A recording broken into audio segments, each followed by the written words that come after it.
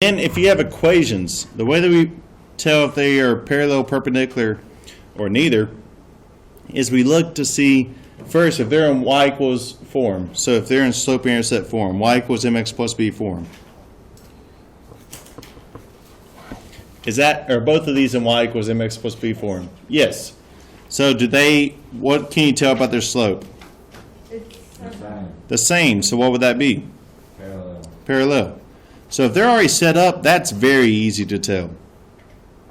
Both of these are already set up. What do you notice about the slope? 4/5 and negative 5/4. Perpendicular. Those are negative reciprocals, so it would be perpendicular.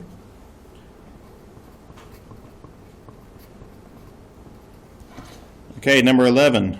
What do you notice about these? Negative 1/3 and 1/3. Parallel. same exactly. Perpendicular. Okay, whoa. Are they exactly the same? No, that one's negative, that one's positive.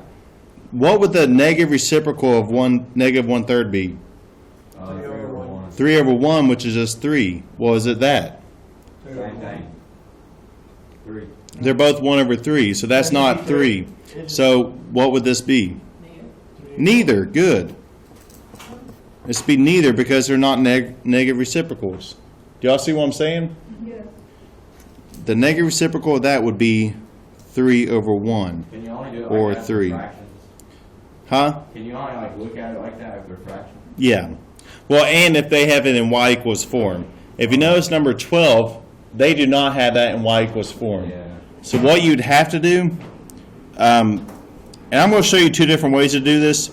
You could do the non-Desmos way and get the y by itself. So 6y equals negative x plus 30. Divide by 6.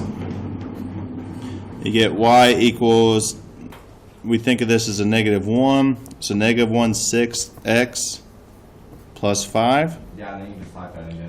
And then this one we can divide by 3 on both sides. And that would give us 18 divided by 3 is 6x. Negative 6 divided by 3 is negative 2. Okay, what do you notice about these slopes? They're not. They're not the same. Wait, they are the same.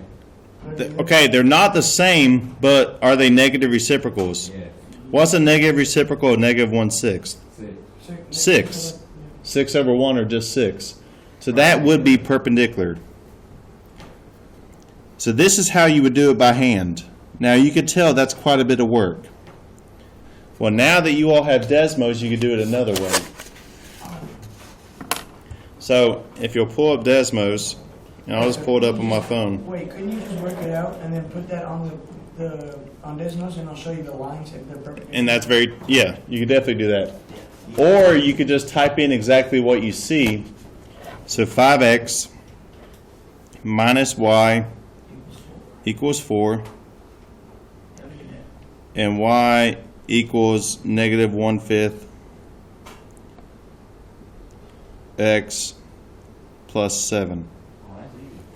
Okay, so that gives you two different lines. Now, if you ever, I don't know if anybody in here is colorblind or anything, but if you are, you can press this gear button, and you could change, if you can't see red, you could change it to green. If you can't see blue, you could change it to purple, whatever. So you could change your colors to whatever works for you. But what do you notice about these two lines? They're crossing each other. They're crossing and they are perpendicular. So you can do that without even having to solve for y. So that's why Desmos is going to most likely go. So that is why I was telling you all, if you use Desmos, there is no way to fail this SOL. Like, for real. I'm glad they'll give us Desmos now. So that saves you a lot of work. Before Desmos, you had to work out each problem like this, like number 12. I felt It'll really. take forever. So it's a nice helpful tint. Now, if you ever look at it and you're not positive if it's perpendicular or parallel, then you'd have to work it out by hand. So for it to be neither, let me just show you what neither would look like. Let's just come up with something random here. I'll put negative 1/8. Actually, no, let's do negative 1/12. When you say Okay, bigger one- you could tell those intersect, but are those perpendicular? Do those make four 90-degree angles? No. So it's pretty obvious. All right, so go ahead and try 14 through 16 on your own.